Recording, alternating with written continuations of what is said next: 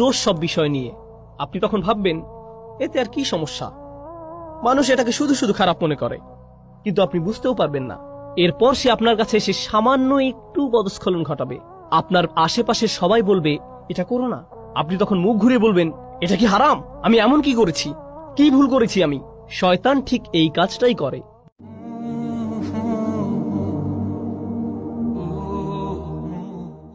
আল্লাহ আজ্জা ওয়া জাল্লা মানব জাতিকে ফেরেশতাদের চেয়েও উত্তম মর্যাদা দিয়েছেন। ইবলিসের চেয়েও তিনি মানুষকে উত্তম মর্যাদা দিয়েছেন। আর শুধু একটি জিনিসের কারণে মানুষ এই উত্তম মর্যাদা লাভ করেছে, ওয়ানাফাখতু ফীহি মির রূহি ফাকাউ লাহু সাজিদিন।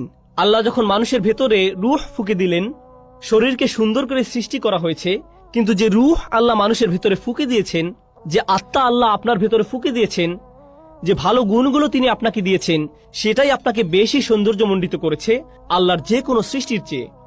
সেটাই আপনাকে অন্যদের থেকে পৃথক করেছে।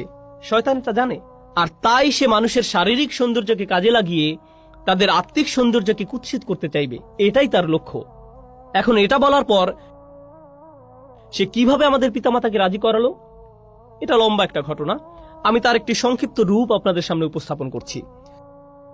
সংক্ষিপ্ত ভাষণটি হলো, সে আদম এবং হাওয়া আলাইহিস সালামকে বলেছিল, শোনো, তোমাদের সৃষ্টি করা হয়েছে পৃথিবীর জন্য। ইন্নী জাইলুন ফিল আরদি খলিফা। আল্লাহর সিদ্ধান্ত হলো তোমাদের দুনিয়ার জন্য সৃষ্টি করা হয়েছে। তোমাদের জান্নাত থেকে দুনিয়াতে স্থানান্তর করা হবে যে কোনো মুহূর্তে। জান্নাত ছেড়ে পৃথিবীতে কে যেতে চায়? এখন শোনো, শুধু ফেরেশতারা এখানে থাকতে পারবে। সরি, তোমরা ফেরেশতা নও। অথবা তোমাদের জন্য আরেকটি উপায় আছে। যদি তোমরা জান্নাতের পার্মানেন্ট রেসিডেন্ট কার্ড বা গ্রিন কার্ড পেতে চাও, এটাই তোমাদের একমাত্র বিকল্প উপায়। অতএব ফেরেশতা হওয়ার একমাত্র উপায় হলো, বা জান্নাতের চিরস্থায়ী অধিবাসী হওয়ার একমাত্র উপায় হলো, তোমাদেরকে ওই গাছের ফল খেতে হবে। এটাই একমাত্র উপায়। তো সে বলল, আনতাকুনা মালাকাইনি আও তাকুনা মিনাল খালিদিন। এই গাছ থেকে আহার করো, হয় তোমরা ফেরেশতা হয়ে যাবে, নতুবা জান্নাতের চিরস্থায়ী অধিবাসী হয়ে যাবে। এজন্যই আমাদের পিতামাতা ভুলটি করেছিলেন। এখন এই ভুল করার পর কি ঘটল? আল্লাহ বর্ণনা করছেন, ফাদাল্লাহুমা বিগুরুর। এই আয়াতটি ভালোভাবে বোঝা খুবই গুরুত্বপূর্ণ। তিনি বলেন, সে তাদের পদস্খলিত করল ধীরে ধীরে। দাল্লাহুমা, আরবি শব্দ দাল্লা এসেছে দালউন থেকে, যার অর্থ বালতি। আগের দিনে বালতি ব্যবহার করা হতো কূপ থেকে পানি তোলার কাজে। একটি বালতি দড়ি দিয়ে বেঁধে কূপের ভিতরে ফেলতো, তারপর টেনে টেনে তুলতো। এর নাম হলো আদলা দালওয়াহু। এর নাম হলো আদলা দালওয়াহু। বালতি কি সাথে সাথে উপরে উঠে আসে নাকি সময় লাগে?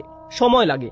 এটি একটি ধীর প্রক্রিয়া, আর প্রক্রিয়াটি যদি মাত্রাতিরিক্ত ধীর গতির হয়, তখন আপনি আদলা দালওয়াহু বলেন না, বলেন দাল্লা দালওয়াহু। এটা অতিরিক্ত লম্বা সময় নেয়। শয়তানকে বর্ণনা করা হয়েছে, সে তাড়াহুড়ো করে না। সে আপনাকে পথভ্রষ্ট করতে চায়, কিন্তু সে সময় নিয়ে ধীরে ধীরে করবে। সে আপনার কাছে আসে, আপনি বলেন আউযুবিল্লাহি মিনাশ শাইতানির রাজিম। সে তখন বলবে, ওকে, আমি একটু পর আবার আসব, চিন্তা করো না, আমাদের হাতে সময় আছে। সে একটু পর আবার আসবে, এরপর আবার আসবে, এরপর আবার আসবে, আপনাকে অবিশ্বাসী বানানোর জন্য বা আপনাকে দিয়ে পাপ করানোর জন্য। সে আপনার উপর প্রতিবার 1% করে কাজ করবে। আর এটা অনুধাবন করা খুবই গুরুত্বপূর্ণ। মনোবিজ্ঞানে তারা একটি বিশেষ বিষয় পরীক্ষা করে দেখে, এর নাম হলো স্লো বয়েল, ধীর গতির সিদ্ধ। তারা একটি ব্যাঙকে নিয়ে ফুটানো পানিতে ছেড়ে দেয়, এটি তখন সাথে সাথে লাফ দিয়ে বের হয়ে যায়। এরপর ব্যাঙটাকে নিয়ে স্বাভাবিক পানির একটি পাত্রে ছেড়ে দেয়, আর তারা পাত্রটির নিচে ধীরে ধীরে তাপ দিতে থাকে। এক সময় তাপমাত্রা তীব্র আকার ধারণ করে, কিন্তু ব্যাঙটা কখনোই লাফ দিয়ে বের হয় না। সেখানেই তার মৃত্যু ঘটে। সে এমনকি বুঝতেও পারে না যে তার তাপমাত্রা ধীরে ধীরে বৃদ্ধি পাচ্ছে। শয়তান আপনাকে দিয়ে হারাম কাজ তাৎক্ষণিক করাতে চায় না, কারণ আপনি বুঝতে পারেন এটা একটা ভুল। আপনি আল্লাহর আশ্রয় প্রার্থনা করেন, তো সে আপনার কাছে আসবে নির্দোষ সব বিষয় নিয়ে। আপনি তখন ভাববেন, এতে আর কি সমস্যা, মানুষ এটাকে শুধু শুধু খারাপ মনে করে। কিন্তু আপনি বুঝতেও পারবেন না, এরপর সে আপনার কাছে এসে সামান্য একটু পদস্খলন ঘটাবে। আপনার আশেপাশে সবাই বলবে, এটা করো না। আপনি তখন মুখ ঘুরে বলবেন, এটা কি হারাম? আমি এমন কি করেছি? আমি কি কাউকে খুন করেছি? কি ভুল করেছি আমি? শয়তান ঠিক এই কাজটাই করে। দাল্লাহুমা বিগুরুর। সে আমাদের পিতামাতার সাথেও সব ধরনের প্রতারণার মাধ্যমে এই পদ্ধতি অবলম্বন করেছিল। ব্যাপারটা ইন্টারেস্টিং যে আরবিতে গুরুর মানে প্রতারণা, আবার এর দ্বারা অহংকার বোঝায়। সে মানুষের অহমিকা জাগিয়ে দেয়। মানুষ যখন ছোটখাটো ভুল করে, আর কেউ সে ভুল ধরিয়ে দিলে বা স্মরণ করিয়ে দিলে, এটা স্বামী হোক বা স্ত্রী হোক, বাবা হোক বা মা হোক, কেউ ভুল ধরিয়ে দিলে সাথে সাথে সে মাগরুর হয়ে ওঠে, সাথে সাথে রাগান্বিত হয়ে ওঠে। না, কি বলছো তুমি? তুমি কে আমার ভুল ধরার? এভাবে তাদের ইগো ভালো হওয়ার পথ বন্ধ করে দেয়। যে সমস্যাটা শয়তানের নিজের ছিল, অহংকারের সমস্যা। যাই হোক, অনেক সময় ধরে চেষ্টা করার পর সে সফল হলো। সে আমাদের পিতামাতাকে মুহূর্তের মধ্যে গাছের কাছে নিয়ে যেতে পারেনি। সে তাদের কুমন্ত্রণা দিল আর তারা সাথে সাথে বলে উঠল, ভালো বুদ্ধি, ঠিক আছে চলো। না না না, এতে অনেক লম্বা সময় লেগেছিল তারা সেখানে যাওয়ার পূর্বে। অবশেষে তারা তাদের আদি ভুলটি করে ফেলল। আল্লাহ আযজা জাল্লা বলেন, বাদাত লাহুমা সাওআতুহুমা, তাদের উলঙ্গতা, তাদের কদর্যতা প্রকাশিত হয়ে পড়ল। এটা পরস্পরের নিকট প্রকাশিত হয়ে গেল। তাদের জামা কাপড় খুলে গেল। এই কাজের ফলস্বরূপ তাদের কাপড় খুলে গেল। এটি আসলে কোরআনের শক্তিশালী একটি দার্শনিক প্রতীকী শিক্ষা। আমরা শুধু এর ভাবকে আক্ষরিক অর্থে গ্রহণ করি না, কিন্তু এর ভেতরে রয়েছে বহু প্রজ্ঞা। যখন মানব জাতি হারামের পথ অবলম্বন করে, হোক সেটা হারাম খাদ্য, হারাম উপার্জন, হারাম আচরণ, যখন আমরা সিদ্ধান্ত গ্রহণ করি যে আমরা আল্লাহর বিধান অমান্য করব, যখন আল্লাহ বলেন অমুক কাজ থেকে দূরে থাকো কিন্তু আপনি তার থেকে দূরে থাকেন না, তখন ধীরে ধীরে কিন্তু নিশ্চিত রূপে আপনি আপনার লজ্জাশীলতা হারিয়ে ফেলবেন। আপনি আপনার হায়া শরম হারিয়ে ফেলবেন। জিহ্বা দিয়ে নোংরা শব্দ বের হবে। এর উপর নিজের কোনো নিয়ন্ত্রণ থাকবে না। আপনি নির্লজ্জ হয়ে পড়বেন কথায়, নির্লজ্জ হয়ে পড়বেন দৃষ্টিতে, নির্লজ্জ হয়ে পড়বেন কাজের ক্ষেত্রে। এভাবে শুধু পতন হতে থাকবে। আর এই সব কিছুর শুরু হয়েছিল আপাত দৃষ্টিতে এর সাথে সম্পর্কহীন একটি ব্যাপার থেকে, আদম হওয়ার ক্ষেত্রে একটি গাছের ফল খাওয়া থেকে।